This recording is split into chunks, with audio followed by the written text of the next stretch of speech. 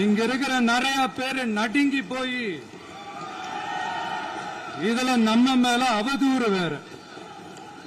இப்ப புதுசா ஒரு வெப்பன் ஒண்ணு கொண்டு வந்திருக்காங்க. அது என்ன தெரியுமா? அவங்க தயவால தான் நம்ம ஆட்சி நடக்குதாம். மக்கள் தயவால இந்த ஆட்சி நடந்துகிட்டு இருக்கு.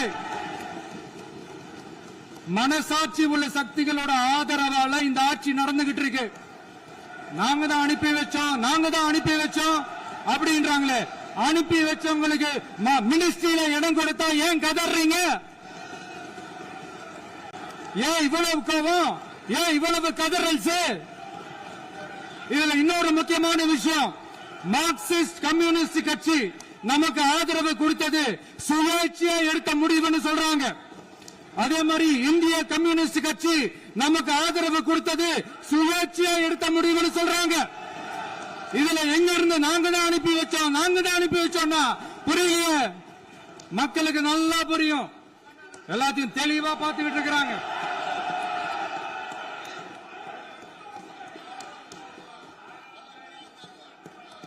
முதலமைச்சர் கண்டினியூ பண்ணலாம். மாண்பு முதலமைச்சர்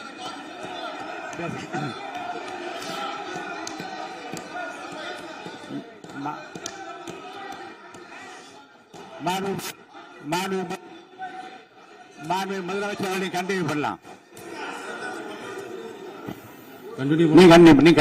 நீங்க கண்டினியூ பண்ணலாம்.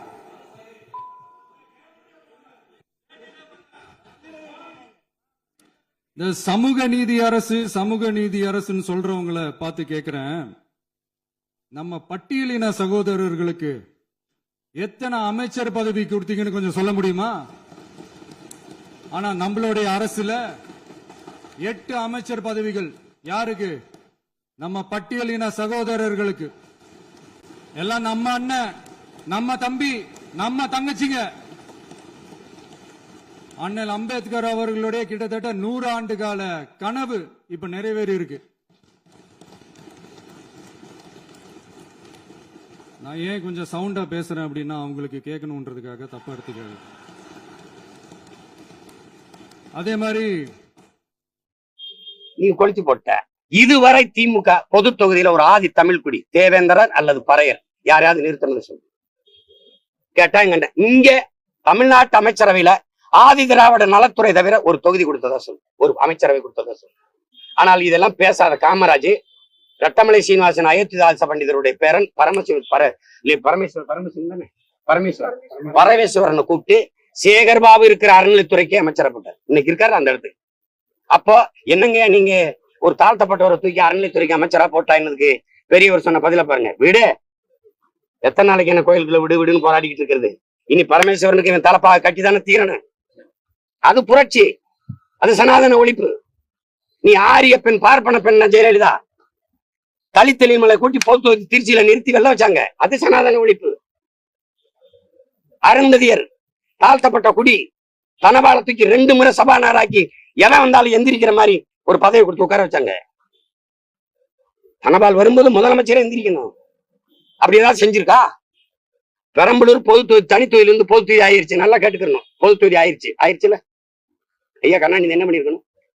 உன் சொந்த ஒரு அங்கேயே நில்லு ராஜான்னு சொல்லியிருக்கணும். பொது தொகுதியில நீ அவனை தமிழனா பார்க்காம தாழ்த்தப்பட்டவனை தூக்கி நீலகிரிக்கு தூக்கி விட்டீங்க. இதான் சனாதன ஒழிப்பா? இதான் ஒழிப்பா? சரி, இன்னைக்கு மினிஸ்டர் நீங்க இருக்கும்போது, ஐயா கருணாநிதி இருக்கும்போது நீங்க துணை முதல்வராக இருந்தீங்களே, டிப்டி சீஃப் மினிஸ்டரா, அப்படி ஒரு ஆதி பறையரை தூக்கி அல்லது பல்லரை தூக்கி போடு பாப்போம், தேவேந்தரை தூக்கி போடு பாப்போம். சனாதன ஒழிப்புக்கு முயற்சி. வேங்கை வயல்ல எடுத்த நடவடிக்கை என்ன? இந்த கோயில பூட்ட போட்டு வந்த கோயிலுக்கு அந்த ஊர் பேர் என்ன? மேல்பாதியில நீ கோயில திறந்து உள்ள போய் கும்பிடான்னா சனாதன ஒழிப்பு முயற்சி. நீ பூடி சாவி எடுத்துட்டு வந்து சனாதன ஒழிப்பு என்னது? என்ன சனாதன ஒழிப்பு? சரி விடு, கூட்டணியில எங்க அண்ணனை வச்சிருக்க. இந்த தமிழ் மக்கள் பெரிதும் நேசிக்கிற போற்ற பக்க ஒரு தலைவன், இந்த ஒடுக்கப்பட்ட தமிழ் மக்களுக்கு போராடி இருக்க ஒரு தலைவன், நாங்கெல்லாம் பெரிதும் மதிக்கிற எங்க அண்ணன் திருமாவளவனை சிதம்பரம் தொகுதியை விட்டு வேற தொகுதிக்கு பாராளுமன்றத்துக்கு நீ பரப்புரைக்கு ஏன் கூட்டி வரல? அதே கட்சியை சார்ந்த ஐயா ரவிக்குமார் நிக்கிற விழுப்புரத்து கூட நீங்க கூட்டி வரல ஏன்? இன்னைக்கு நாளைக்கு நடக்க போற பாராளுமன்ற தேர்தலில் எங்க அண்ணன் திருமாவளவன் 40 தொகுதிக்கும் பிரச்சாரத்துக்கு நீங்க கூட்டிட்டு போவீங்களா? கூட்டணி கட்சியின் கொடியில விடுதலை சிறுத்தைகள் கொடியை மட்டும் ஏறி அர்த்தம் வேண்டாம். காட்சி வேணுமா உங்களுக்கு? இதுதான் சனாதன ஒழிப்பா? கூட்டணி கட்சி தலைவர்களின் படத்துல அவர் படத்துல மட்டும் வெள்ளத்தால ஒட்டி மறைச்ச மேதை, இதான் சனாதன ஒழிப்பா? நீங்க எல்லாம் உட்காரும் போது அவரை எங்க உட்கார வைக்கிறீங்க?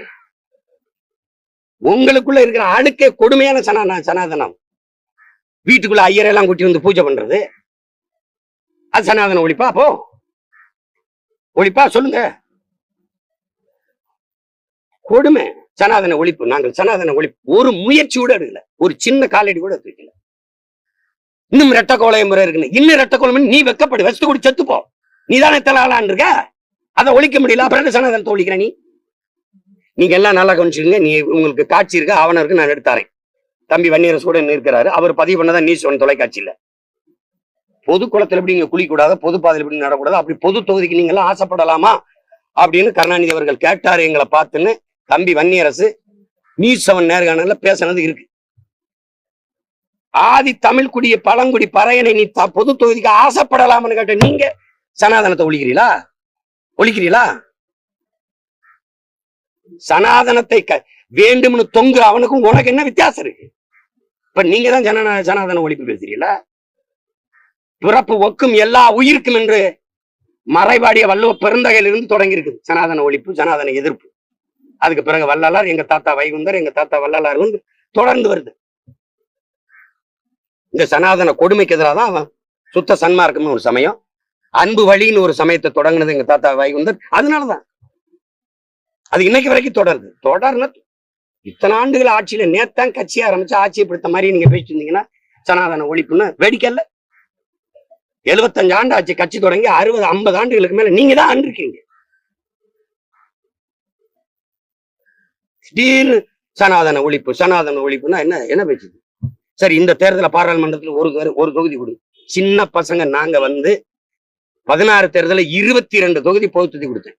42 தொகுதி ஆதி தமிழ் குடிகளுக்கு, மீதி 2 தொகுதி பழங்குடி மக்களுக்கு, 44 தொகுதி அரசியலமைப்பு கொடுத்தது. நீங்க என்ன கொடுத்தீங்க? கம்யூனிஸ்ட் கட்சியாவது மார்க்சிஸ்ட் பார்ட்டி இங்க நிறுத்தி ஒருத்தர் ஜெயிக்க வச்சிச்சு பொது தொகுதியில.